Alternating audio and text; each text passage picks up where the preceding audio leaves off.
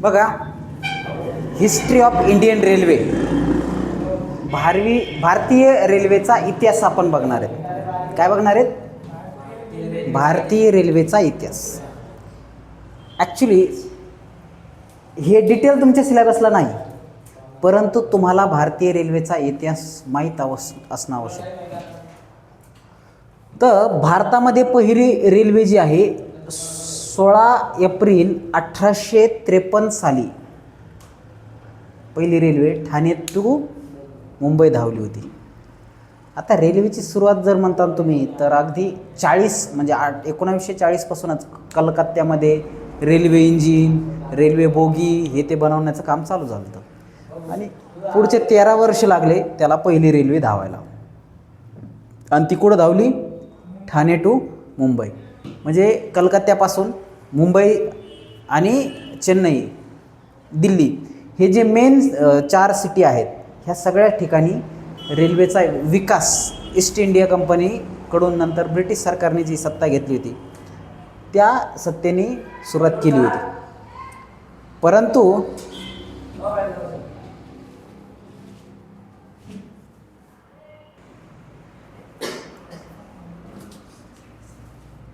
तर बघा, मुंबई टू ठाणे पहिली रेल्वे धावली. आता दुसरी रेल्वे लगेच 1854ला आणि तिसरी 56ला. म्हणजे रेल्वेचा विकास व्हायला सुरुवात झाली एकदम रॅपिडली. आणि 1857ला तर रेल्वेने खूप मोठं काम केलं माहिती आहे का.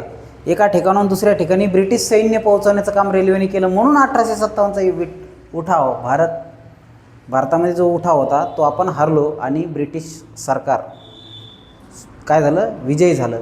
आणि त्याचा परिणाम तुम्हाला माहिती आहे काय? आजच्या दिवशी मंगल पांडेला फाशी दिली ती माहिती आहे तुम्हाला?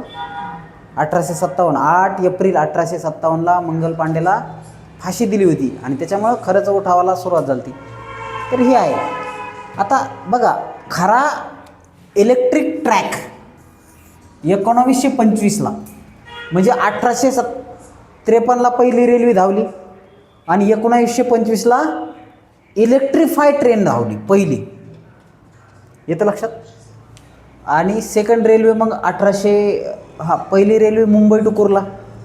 दुसरी रेल्वे जी आहे मुंबईचा जो CSTचा पार्ट आहे ना, CSMT, तिथून त्याच्यानंतर हे पुढं कल्याणपर्यंत आली, कल्याणपासून इगतपुरीपर्यंत. अशा पद्धतीने ती रेल्वे पुढं येत गेली आणि आता तर डायरेक्ट नागपूरपर्यंत हा ट्रॅक बनला आहे. ओके, अगदी जालन्याला सुद्धा आपल्या काय आहे, इलेक्ट्रिक लोकोमोटिव्हचा ट्रॅक आहे. बघा, 1925पर्यंत कशाचं कोणाचं कंट्रोल होतं? कंपनी सेक्टरचं कंट्रोल होतं. प्रायव्हेट होती रेल्वे. ओके, रेल्वे प्रायव्हेट होती. पण 1925ला शासनाने ती आपल्या ताब्यात घेतली आणि इंडियन रेल्वेची खरी सुरुवात तिथं झाली. मग 1914 ते 1940मध्ये खूप सारे चेंजेस झाले रेल्वेमध्ये. ओके, रेल्वे मॅनेजमेंटमध्ये. कारण World War II, World War I मध्ये खूप साऱ्या शस्त्रसामुग्री किंवा लोक हे ते इकडं ट्रॅव्हल केल्या गेल्या ऑल ओव्हर इंडिया. आणि इथून मग ते युरोपमध्ये सुद्धा आपले भारतीय लोक नेले होते कशासाठी? ते लढायला ब्रिटिशांकडून. ओके, माहीत असेल ना तुम्हाला. आणि त्याच्यामध्ये काही संघटना होत्या RSS सारख्या, त्या काय करायचे, तुम्ही ब्रिटिशाकडून लढा, आझाद हिंद सेनेच्या विरुद्ध म्हणा, काँग्रेसच्या आंदोलनामध्ये सहभागी होऊ नका, अशा पद्धतीचा पवित्रा त्यांनी घेतला होता. म्हणून आमच्यासारखे लोक त्यांना क्रिटिसाईज करतात कारण त्यांनी इंग्रजाची बाजू घेतली होती. तर 1914 ते 1940मध्ये रेल्वेमध्ये खूप सारे चेंजेस झाले आणि 40 नंतर मात्र खऱ्या रेल्वेचा विकास व्हायला सुरुवात झाली. आणि 1947ला भारत स्वतंत्र झाल्याच्या नंतर स्वतंत्र भारताने 1951ला रेल्वेचे 6 विभाग केले, पूर्व पश्चिम दक्षिण उत्तर आणि परत 7 सिस्टरकडचे 2 भाग. ओके, म्हणजे दिल्ली, त्याच्यानंतर मुंबई, चेन्नई, कलकत्ता हे झाल्याच्यानंतर बांगलादेश साईडला तिकडं असे टोटल 6 भाग केले. आणि आजच्या घडीला किती भाग आहेत? 17 झोन आहेत. आणि आपण कोणत्या झोनमध्ये आहेत? South central railway. कोणत्या भागमध्ये आहे? South central railway. आणि त्याचं हेडक्वार्टर कुठे आहे? सिकंदराबादला. माहिती आहे तुम्हाला? तर अशा पद्धतीने ही रेल्वेची हिस्ट्री आहे आपली. आणि आज बघा, एखाद्या व्यक्तीच्या शरीरामध्ये रक्तवाहिन्या ज्या पद्धतीने प्रवास करतात, काय करतात त्या ऑक्सिजनयुक्त रक्त पूर्ण शरीराला पोहोचवतात आणि कार्बन डायऑक्साईड युक्त रक्त बाहेर उत्सर्जित करण्याचं काम करतात. कोण? धमन्या आणि शिरा. कुठून? हृदयातून. तर त्या पद्धतीने भारतामध्ये रेल्वेचं जाळं आहे. लोकांना इकडून तिकडं तिकडून इकडं नेण्याचं काम करतं. खूप स्वस्त आहे रेल्वे, माहिती आहे तुम्हाला. अगदी आज एवढी महागाई वाढली तरी 10 रुपयेमध्ये म्हणजे 15 रुपयामध्ये तुम्ही 100 किलोमीटर ट्रॅव्हल करू शकता. 15 पैसे किलोमीटर लांब पल्ल्यासाठी बिलकुल करू शकता. साधे तिकीट त्याच पद्धतीने आहेत आजही. 15 पैसे 10 पैसे एवढाच रेट आहे. आणि तुम्ही बसमध्ये ट्रॅव्हल करा, 2 रुपये, ₹1.25, ₹1.5 अशा पद्धतीने रेट आहे.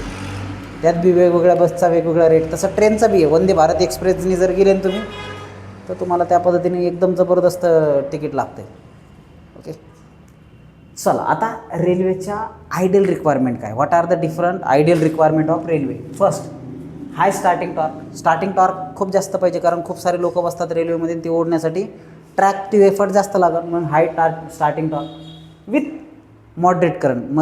कमी आणि मध्यम करंटमध्ये भरपूर स्टार्टिंग टॉर्क पाहिजे. ओके, म्हणून आपण DC सिरीज मोटर वापरतो. स्पीड कंट्रोल स्मूथ आणि कन्व्हिनियंट पाहिजे. ट्रेनने असे झटके नाही मारले पाहिजे. स्मूथली थांबली पाहिजे ट्रेन आणि स्मूथली गेली पाहिजे. त्याच्यानंतर it should be self content unit. स्वतःचं युनिट असावं.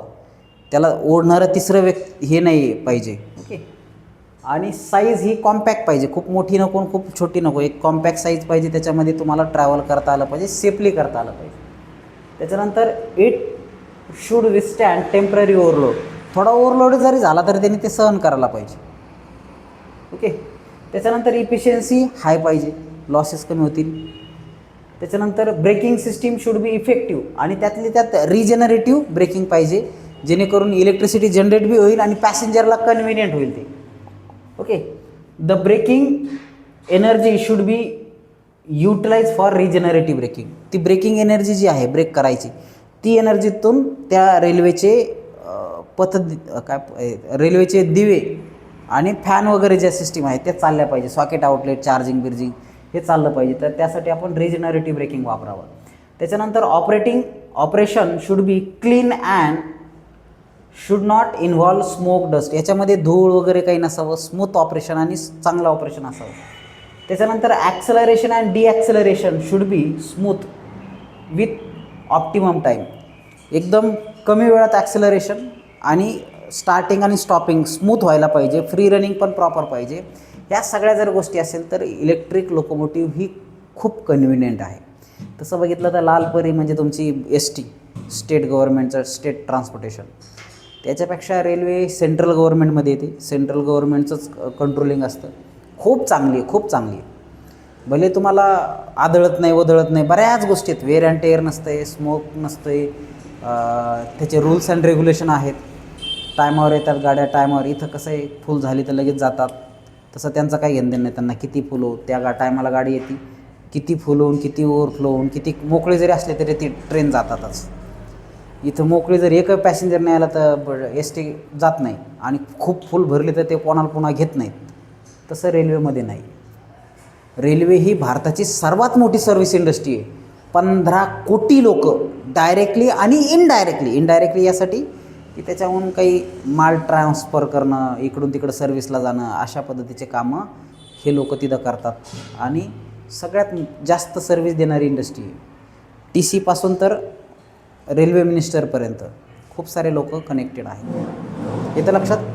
तर ह्या आयडियल रिक्वायरमेंट परीक्षेला 4 मार्काला विचारतात. हे नाही विचारणार पण हे विचारतात. सो राईट डाऊन दिस.